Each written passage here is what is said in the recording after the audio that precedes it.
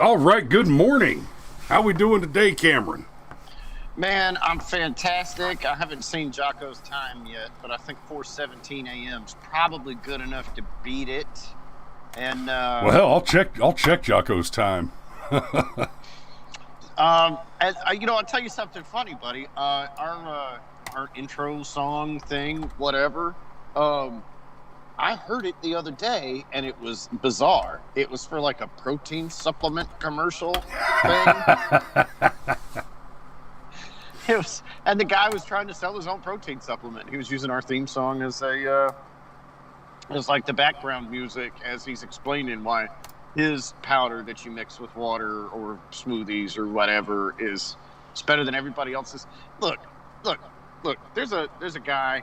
He was Kim Peterson, the Kimmer. Okay, he had the best advice ever. Okay, you want to get in shape, exercise. You want to lose weight, eat less and exercise more. Works 100% of the time. And look, I get it. There's actually a legitimate place for like protein powders and vitamins and all that other shit. But like seriously, you could just like go jog a mile every day and I don't know, maybe eat less ice cream and you'll get healthier. It'll happen. I promise. You can be less fat. Yes. I hadn't intended to talk about the body positivity movement this morning, but let's do it. But you two friends can be less fat. All you have to do is stop acting like a fat ass. It is amazing. Steve says the joy of free music. So it's actually not free music. The song that we use at the beginning of our show. Oh, my camera's all scooched over. Let me just adjust that real quick. The song that we use in the morning, crap, I don't remember the name of it now. But anyway, it's one that I got that from storyblocks.com. And you know, I mean, we do this show obviously, but we also run a production company and we do wedding videos and commercials and all that kind of stuff. And for those, you know, any given commercial, or not so much the wedding videos. The wedding videos we shoot all the footage the day of. But I do use, you know, sometimes I use design templates and sometimes I use like special effects, you know, starburst graphics and cartoon stuff. And a lot of that I get as templates that, I tell you what, getting the template, it's amazing. It's still a crap load of work to put that kind of video work into a template, but the amount of work that you saved using a template is, you almost need a bachelor's level education in film production to even appreciate the difference between doing the work from the ground up and using the template to do it. It's insane. But that's where that music comes from too. So if you hear somebody else using it, they're paying for it. We're paying for it. They're subscribed to the same package we are. Yeah. Okay. All right. Enough feeling each other's balls. Let's actually get into it there. So, it's a nice pair of smooth criminals you got down under. You stop me again whilst I'm walking, I'll cut your Jimmy Jacobs off. So, let me just say good morning. We got some people with us in the chat. Uncle Steve's there. I see other Steve and proper Steve both are with us this morning.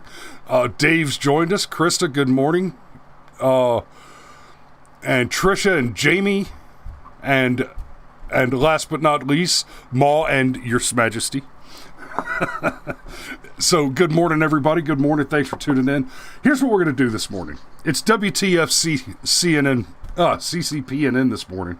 So we're going to take a look at CNN's main page. I'm going to read you some headlines and we're going to talk about something. So here's the main page of CNN. And like I usually say, for a lot of this left-wing rag trash, I'll go to the archive instead of actually going to their website to deny them clicks. But CNN, I'm not above a little charity. they need the help, especially since they're not in the airports anymore. They need everything they can get. So they lost half their viewer base. Yeah, well,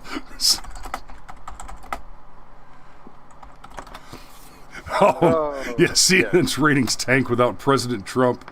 This, no, I don't want your pro-life emails. I just want the life news. CNN's ratings tank without President Trump to bash every day. Showed a scant. They're below 1 million viewers in the target demo. That's a death sentence for a big media corporation like that. See, we don't get anywhere near the views that CNN gets, obviously, but my production budget is below the basement by comparison. I mean, yeah, we've got money tied up in the cameras and the time, but CNN needs to be breaking 1.5 million views just to generate the ad revenue to cover the operational costs of that. But they're in real trouble. They're having to lay people off because, well, nobody watches anymore. Nobody's interested in CNN anymore. And I'll be quite frank. We may do away with the WTF CNN segments in the not too distant future, quite simply because people don't care about CNN enough for it to be worth my time to talk about them. That's becoming truer and truer. But they are still a major outlet that is artificially inflated by Google search algorithms, by YouTube, by Facebook, and they're treated as an authoritative source, which is to say that they're treated as if they don't, as if everything they print is objective fact base. Yeah, basically, they're supposedly they are more credible than you and I, for example. Which is hilarious because in the Dershowitz case, Dershowitz is suing them for certain misrepresentations, and in CNN's bid to get that case thrown out, to get that case dismissed, the judge said, no, you don't qualify for the fair reporting exceptions. As a journalistic outlet, you do not qualify as objective journalism. And then the next defense CNN levels is what we call the Rachel Maddow defense. I'm also tempted to refer to it as the Sidney Powell defense because they both used it. In being sued for defamation, they have argued not only that what they do is opinion and not fact reporting, but that no serious person would have taken them seriously. Essentially, Maddow argued when she was being sued over Russia hoax allegations, she argued, without using the word satire, that what she was doing was satire and that any reasonable person would know that. That's insane. Sidney Powell also argued when she's being sued by Dominion over claims that she made in her lawsuits with reference to the 2020 election, and her claim was no reasonable person would have taken any of my claims on this matter seriously. Which, that's another one of those, we were completely vindicated, because back before the Georgia special election in January, I was already saying, guys, y'all need to be real skeptical of Lynn Woods and Sidney Powell. They're essentially enemy agents, right? You're talking about two people that whipped up a frenzy of support and interest and attention from conservatives who were upset about the election outcome, and they insisted that what you should do is boycott the next election.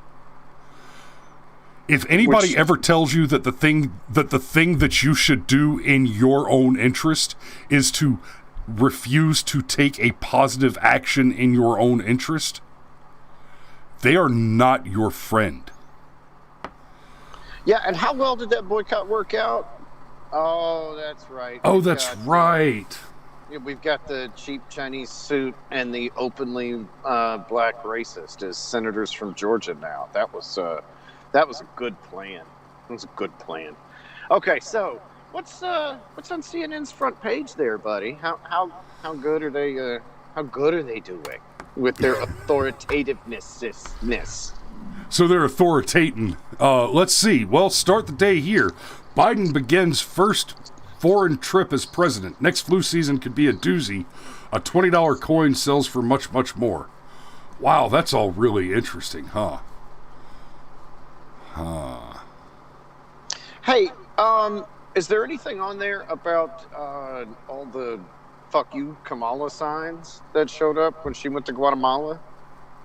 Oh, well, let's see. We've got podcast Chasing Life, trending, super rich tax avoidance, Meghan and Harry baby, EU vaccine passport, Kanye West, wandering elephants, the perfect storm making everything more expensive, analysis as America struggles with gun violence, China faces mass stabbings.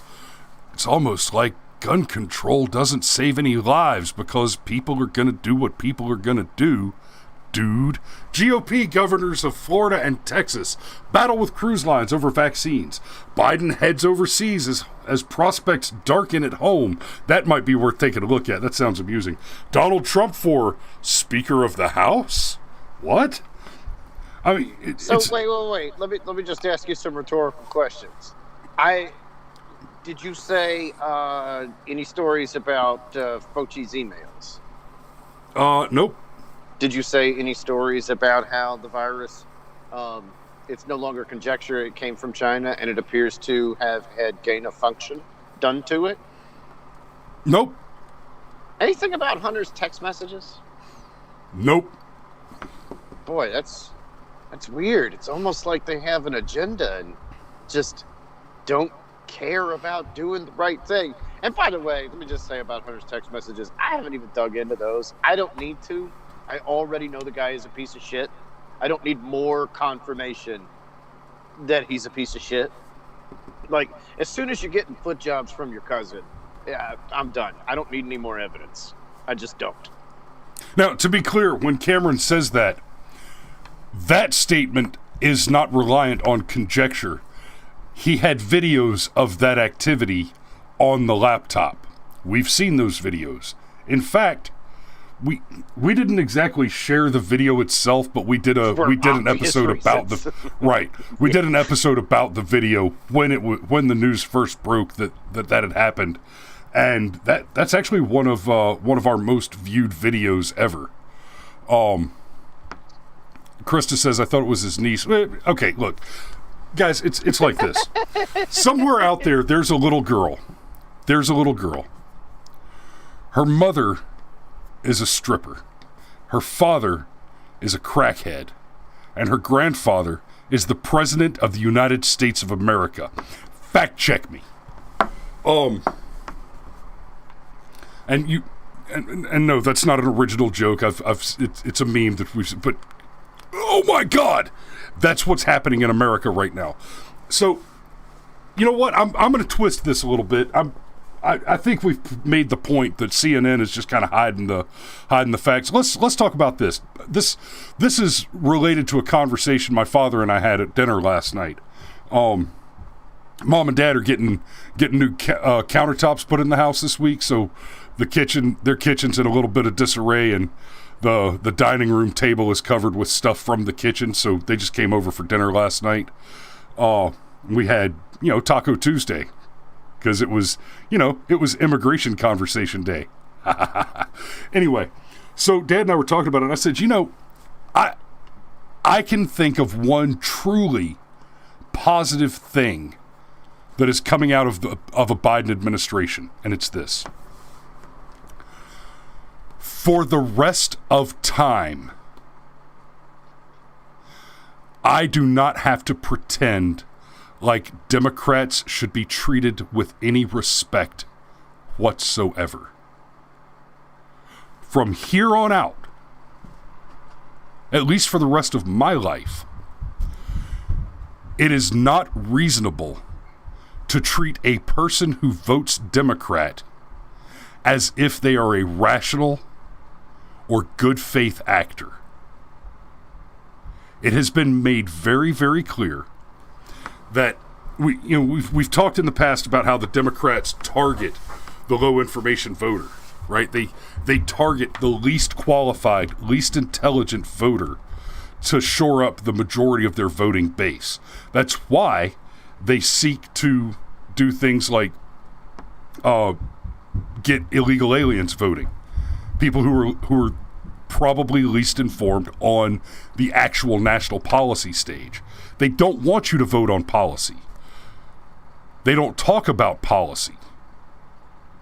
They don't want you to vote on policy because you will not vote on Democrat policy. And I don't mean you. Obviously, you, my audience, are not going to vote on Democrat policy. With almost no exceptions, the vast majority of you are at least nearly full pro-life on the abortion issue, are at least almost all the way to constitutional carry on the Second Amendment issue, right?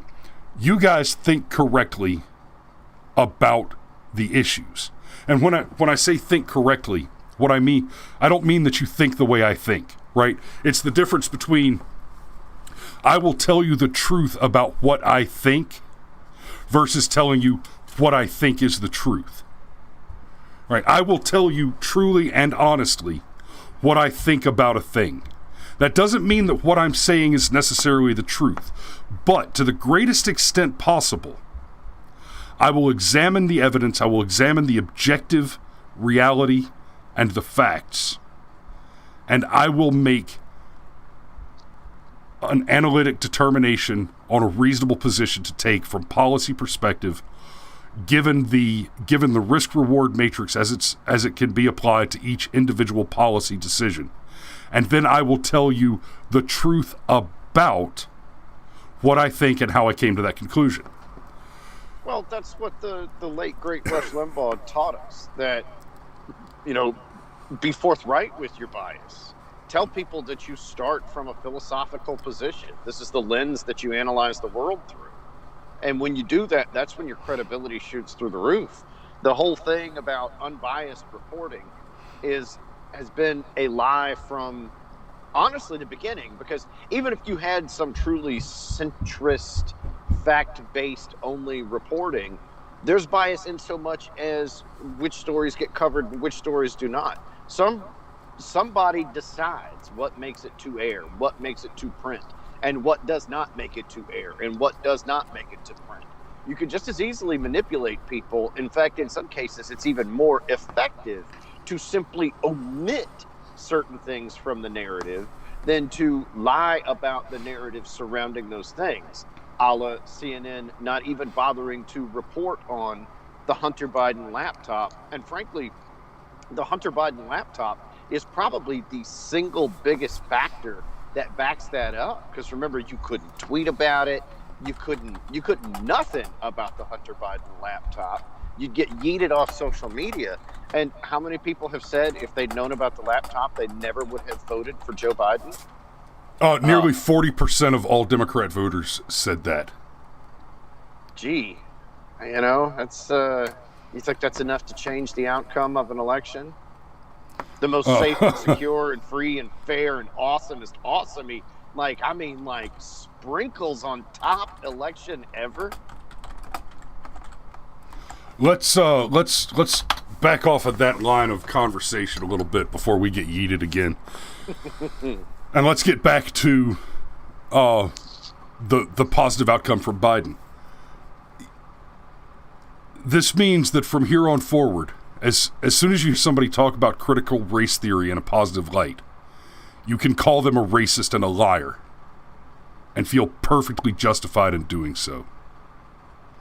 If you hear somebody going on about fat phobia, about pick your anagram phobia, your variant grievance culture, no.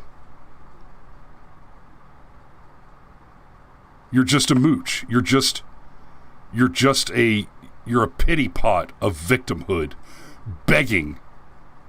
Get a job. Stop begging and get a damn job. At the very least, you're intellectually deficient. You're so deep in the cave, you don't even know you're in the cave. Yes. You're so deep in the cave that you're not even aware that there's a third dimension for objects to exist in.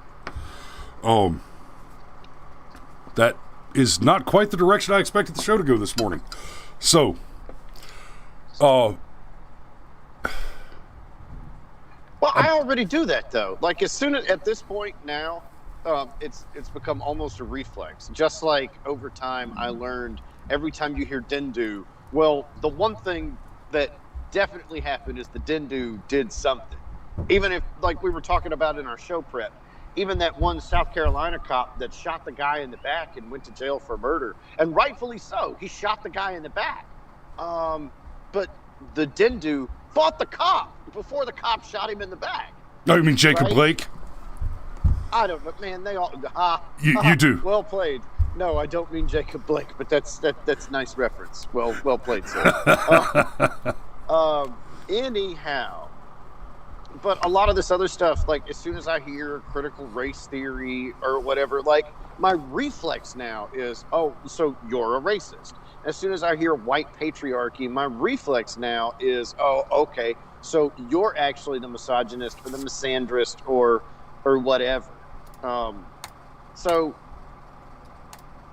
So while I agree that there's benefit to it, there's only benefit to it if more people adopt our attitude and simply refuse to play ball on the terms that the left lays out. Because that's where we lose. We try and argue critical race theory as though it's a possibility that critical race theory has merit, instead of making the argument critical race theory is lacking merit. Yeah, and don't ever get confused. Critical race theory is absolutely a branch of Marxism. It is not that there are elements of critical race theory which resemble Marxism. That's not the case. It is the case that when Marxism failed as it operated on the critical analysis of economics, the determination was made to apply that same methodology of power disparities as a critical doctrine to other various attributes. And so they went for what we now call cultural Marxism. Cultural Marxism is not an epithet that was assigned to an ideology by its opposing ideology.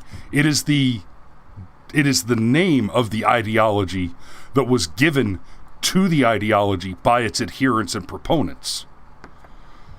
Okay?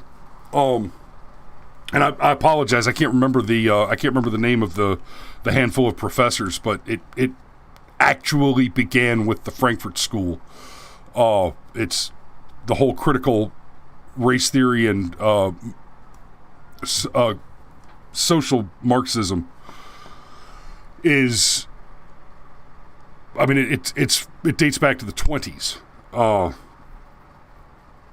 and it is a problem, and the point to it is to collapse capitalism, to destroy liberty, to make men less free. That's its intention. And to be used to target institutions and establishments and destroy them, especially those which are established by free men in capitalistic conditions.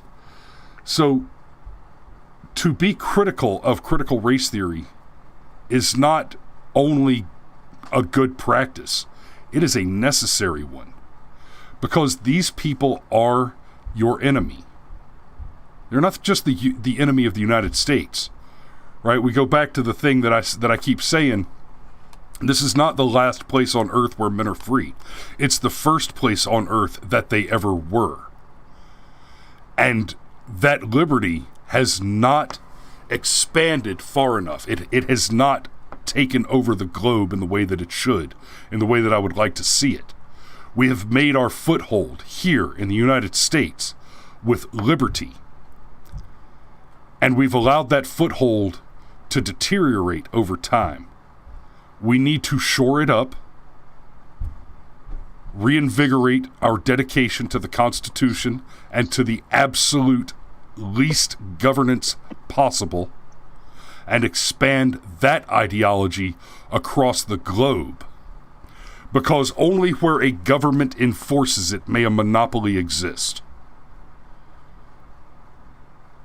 That's all monopoly. That's a monopoly of a commercial monopoly, like one business controlling an uneven or a controlling share of an industry. You look at the control over the media that groups like CNN have, that Google has, that Facebook has. That's a result of active collusion with government actors.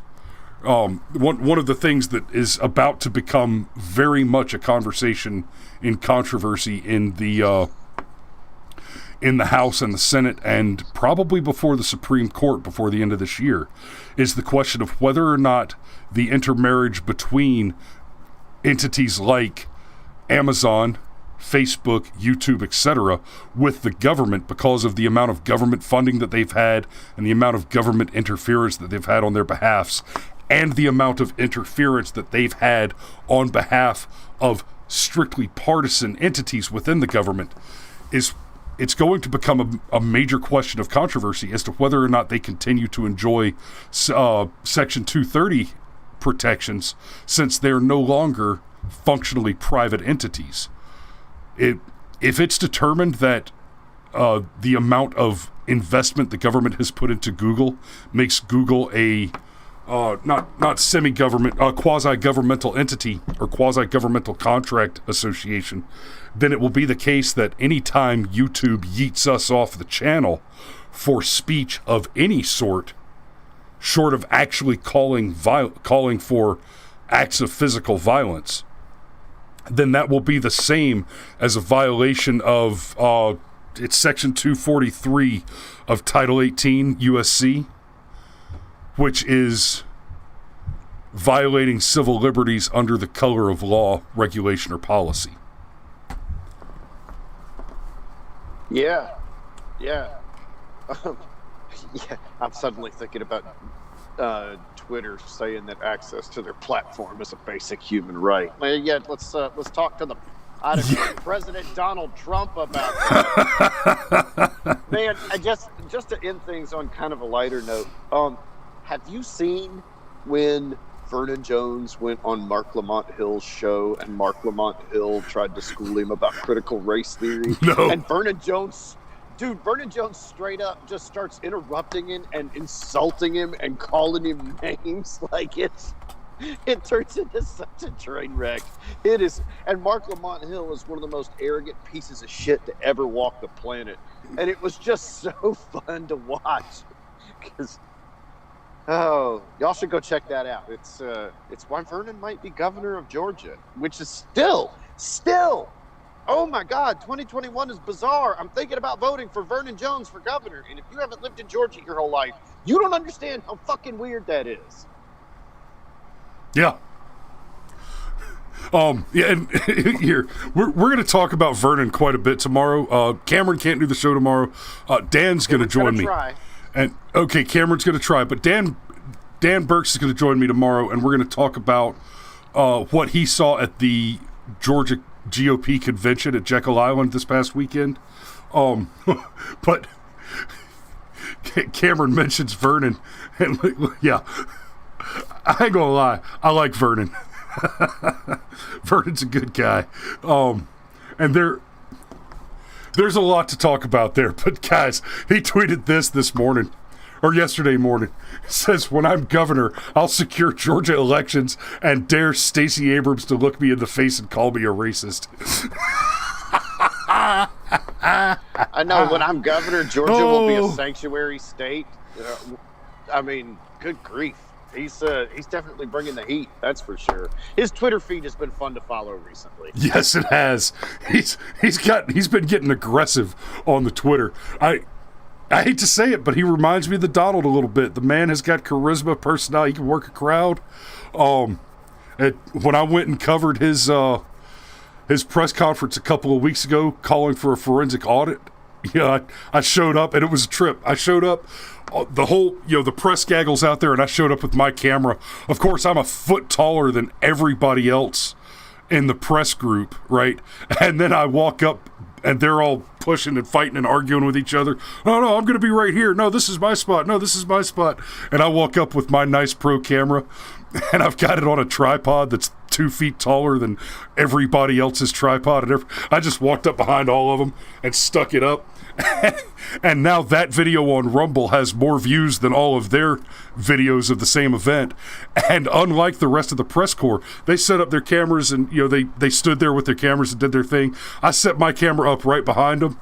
And then when Vernon called for supporters to come up on the stage, I just walked away, left my camera running, walked up on the stage, gave Vernon a big hug, and then somebody handed me a vote for Vernon sign, and I held it up.